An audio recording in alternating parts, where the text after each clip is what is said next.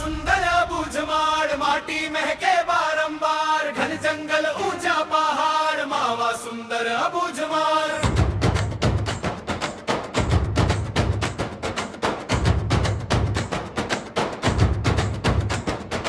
मंद मंद बहते हवा, झूमे डारों पाना, मोर माड़ के हरियाली लगे जैसे सपना सुहाना।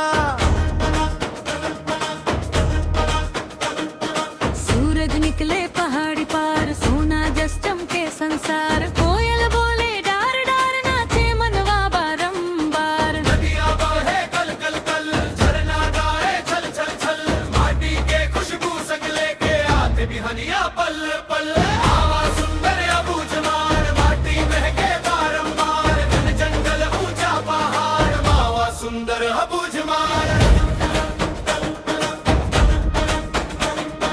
मांदर बाजे धिन्ना धिन, बैरी बाजे छन्ना छन, गांव के गली मरंग बिखरे, नाचे जवानों नाचे मन।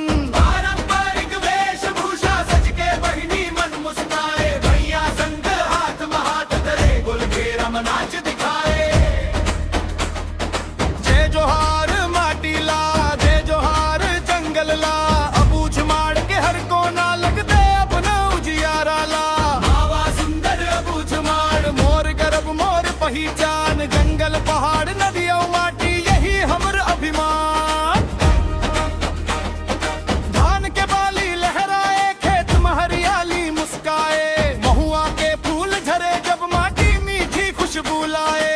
तेंदू पत्ता चारे मांदा, जंगल देते ने अवतार, पेड़ पौधा हमर संगवारी, जंगल हमर परिवार। ढोल बजा रे मांदर बजा, अब मड़ी में रंग सजा, एक सुरमन सब गावत जाव, अबूझमाड़ के गीत गा। हाथ उठा के बोल व सब, माटी खातिर बोल व सब, मोर माड़ के सुंदर धरती, दिल लेकर मान रख व सब।